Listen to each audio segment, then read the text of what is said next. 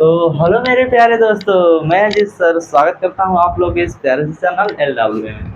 आज हम लोग पढ़ने वाले हैं जो टॉपिक, वो लगता होगा आप लोगों को कि बहुत नॉर्मल है, लेकिन पेपर में 200% का गारंटी होता नहीं दिए हैं। आएगा कह दिए तो आएगा, ठीक है। इसको दोहरा के जाइएगा, इसको बिना दोहराए मत जाइएगा। हम पहले बोल दे रहे हैं, पेपर दे के आइएगा, उसके बाद पछताने से अच्छा है आज पढ़ लीजिए।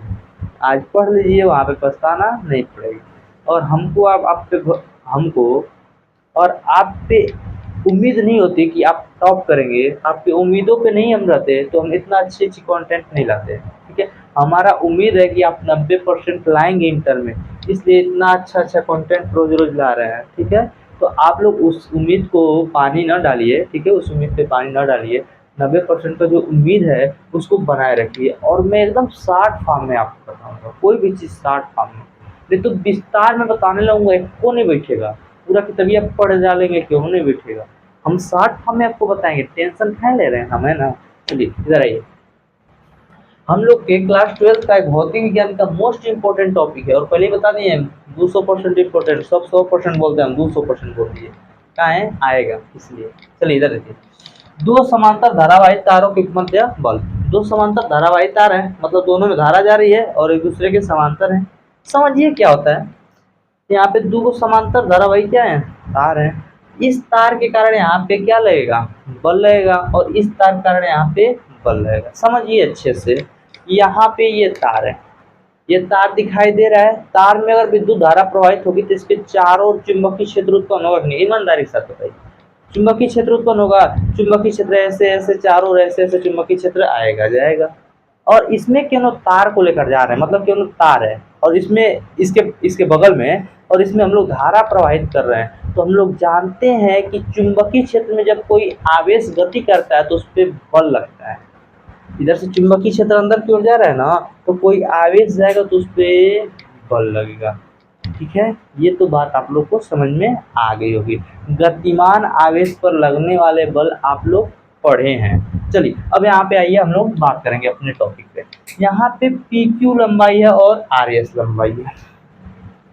पी क्यू लंबाई के कारण, अगर पी क्यू तार के कारण और इससे कुछ दूरी पे अगर आर एस जो तार है, इसमें अगर धारा प्रवाहित की जाएगी तो इस तार के कारण यहाँ पे बल लगेगा। और इसमें जब धारा प्रवाहित हो रही थी इस तार के कारण यहाँ पे बल लगेगा। तो यहाँ पे इस तार के कारण जो यहाँ पे चुंबकीय क्षेत्र पहले उत्पन्न होगा, बल भी लगेगा, यहाँ पे बल लगेगा, यहाँ पे बल लगेगा। और जो बल लगेगा दोनों एक ही डायरेक्शन में है, तो बल लगेगा हमारा आकर्षण का। बल हमारा क्या लगेगा, आकर्षण का। और दोनों विपरीत हैं, दोनों क्या है, विपरीत है। तो यहाँ पे क्या लगेगा, प्रतिकर्षण का। यहाँ पे कौन सा बल लगेगा, प्रतिकर्षण का। कितना बात समझ में आ गया आप लोगों को। यहाँ पे बल प्रतिकर्षण का, यहाँ पे बल आकर्षण का। इतना तो बात आपको समझ में आ गई होंगी।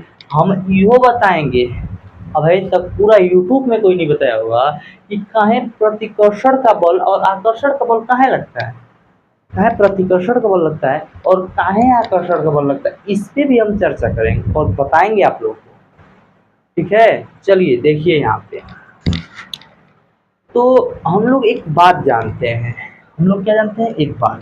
चलिए थोड़ा सा अपने वो सब बात बताएंगे लास्ट में, ये क्यों आकर्षण प्रतिकर्षण। तब तक आप वेट कीजिए, तब तक डेरिवेशन हम करके बता रहे हैं। पहले पहले इस तार तार पीक में प्रवाहित धारा के कारण तार आर एस के किसी बिंदु पे उत्पन्न चुंबकीय क्षेत्र कितना होगा, तो आप लिखेंगे तार क्यू क्यू क्यू पी है, पी क्यू है। तार पी क्यू में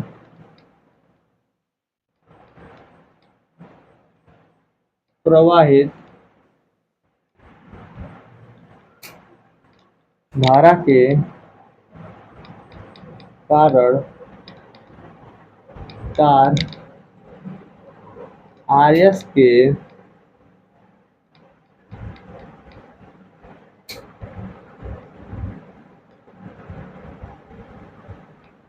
किसी बिंदु पर उत्पन्न चुंबकीय क्षेत्र,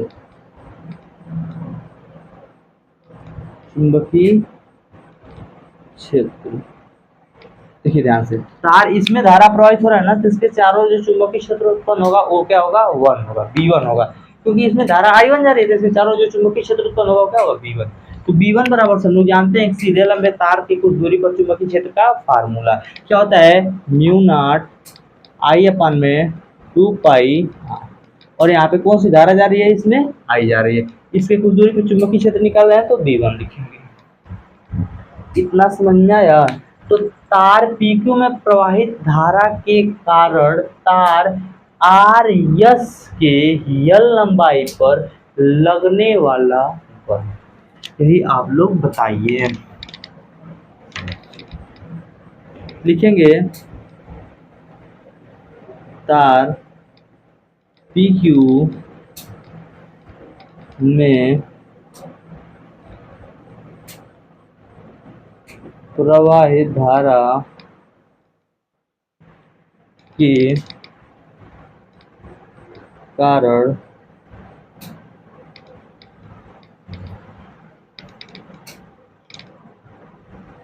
तार RS के L लंबाई पर बल, L लंबाई पर बल कितना लगेगा, तो F बराबर से कितना लगेगा, F बराबर से हम लोग जानते हैं I।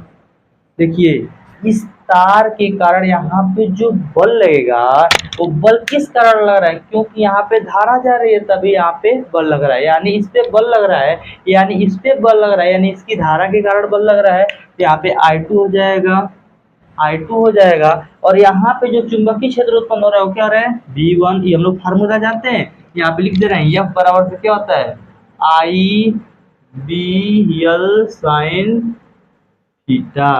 चलिए यहाँ पे कितना हो गया, B हो गया, और यहाँ पे B1 हो जाएगा, और यहाँ क्या हो जाएगा, L, और साइन थीटा। थीटा की वैल्यू आप लोग बता दीजिए। तो तार में जो धारा जा रहा है और जो चुंबकीय क्षेत्र है दोनों के मध्य थीटा का मान कितना होगा बता दीजिए। एल लंबाई, तार की एल लंबाई में तो धारा जा रही है, चुंबकीय क्षेत्र इधर जा रही है, इनके मध्य कितने से कोण बन रहा है, आप ही बता दीजिए, हम कुछ नहीं करेंगे। ये कितने से कोण बना रहा है, 90। तो यहाँ पे क्या हो जाएगा, I2 B1 L, यहाँ पे कितना हो जाएगा, थीटा का मान कितना दिया है, थीटा का मान 90, तो यहाँ क्या हो जाएगा, साइन 90। कितना होगा, कितना होगा ना। लेकिन चलिए इसको हम ब्लैक पेन से लिख रहे हैं, इससे अच्छा उतना अच्छा नहीं लग रहा है। चलिए यहाँ पे ब्लैक पेन से कितना हो जाएगा, मेन यहाँ पे इंपोर्टेंट पॉइंट आपको यहाँ पे लिख दिए हैं। अब हम ब्लैक पेन से लिखेंगे, ब्लैक पेन से लिखेंगे, ब्लैक पेन से लिखेंगे, यहाँ पे I2 हो जाएगा, और यहाँ पे B1 हो जाएगा, यहाँ पे L हो जाएगा, और साइन कितना हो जाएगा, 90 अंश, क्योंकि थीटा का मान कितना होता है, 90 अंश। तो यहाँ फाइनल कितना हो जाएगा, I2 B1 L, और यहाँ कितना हो जाएगा, साइन थीटा का मान खत्म, क्योंकि साइन 90 का मान कितना होता है, 1 होता है। चलिए यहाँ तक आप लोगों को समझ में आ गई होगी। अब इतना समझ में आ गई तो यहाँ पे आप लोग लिखे थे B1 का मान, इसको समीकरण 1 मान लीजिए। समीकरण 1 से आप B1 का मान अभी लिखिए, लिखना स्टार्ट कीजिए। B1 का मान कितना है, म्यू नॉट I1 अपन में 2 पाई R, और यहाँ पे क्या हो जाएगा, L। ये किससे लिखे हैं, समीकरण 1 से।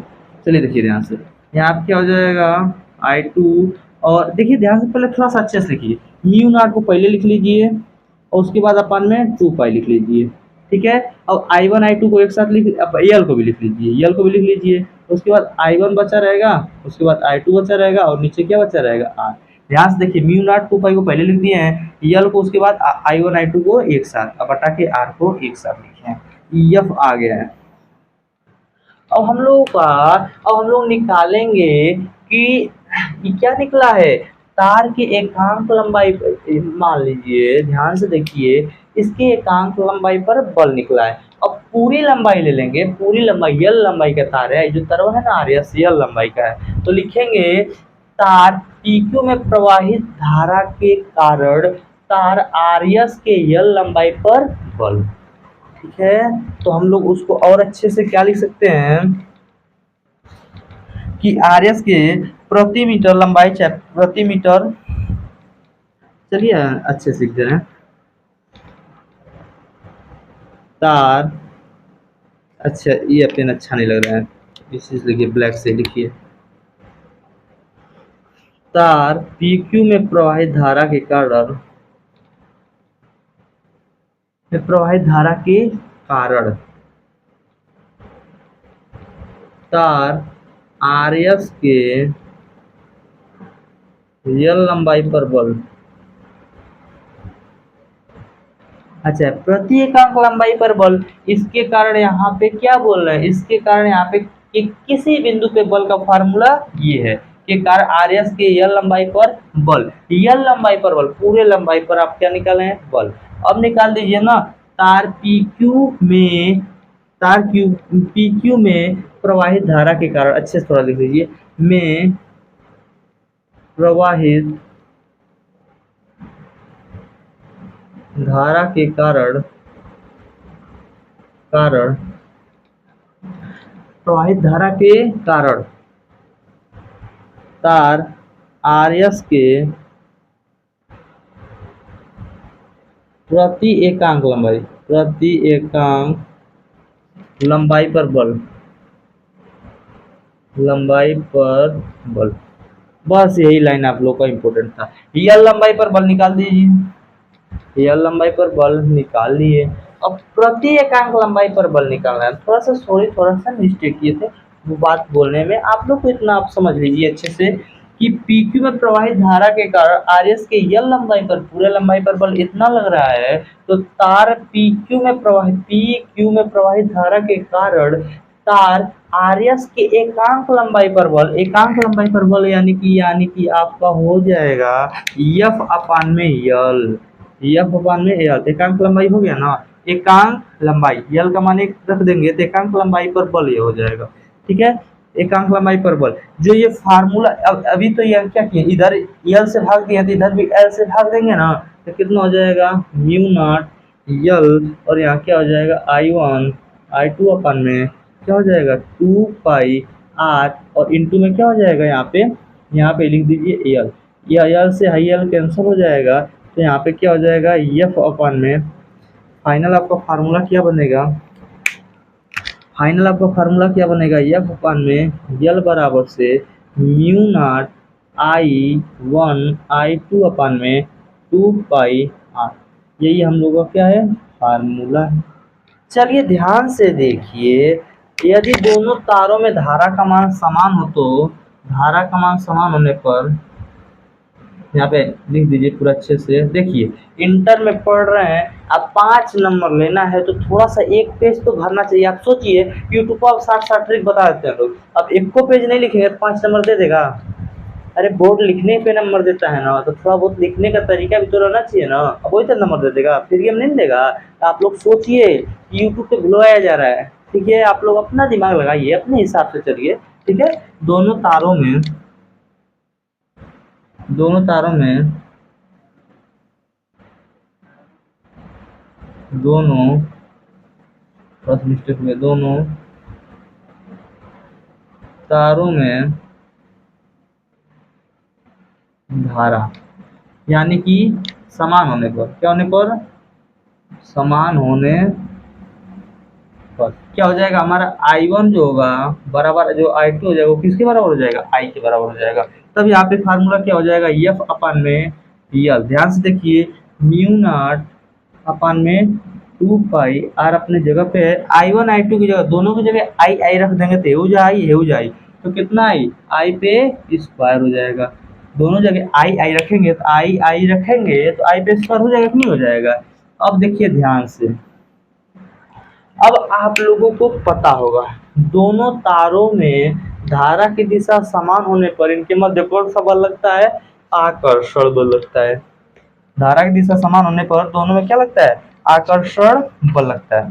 देखिए ध्यान से, यहाँ पे देखिए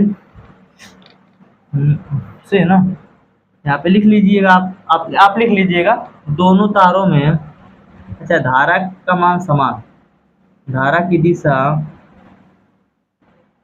दिशा समान पे कौन सा बल लगता है? यहाँ पे आकर्षण। क्या लगता है? आकर्षण। धारा की दिशा समान होने पर क्या लगता है? आकर्षण। आकर्षण। और यहाँ पे धारा की दिशा विपरीत होने पर क्या लगेगा? आप लिख लीजिएगा पॉइंट नंबर 2, धारा की दिशा विपरीत होने पर क्या लगेगा? तो प्रतिकर्षण लिख लीजिएगा। नीचे दिखाई दे रहा है आप लोगों को? नीचे दिखाई नहीं दे रहा है, लिख लीजिएगा धारा की दिशा विपरीत होने पर कौन सा बल लगता है? प्रतिकर्षण बल लगता है। आप लोग बताइए, इतना बढ़िया जो हेडिंग था 5 नंबर का, एक भी मिस्टेकिंग पॉइंट दिखाई दे रहा है? एक भी ऐसा टॉपिक लग रहा है कि हाँ ये का ये बता रहे हैं?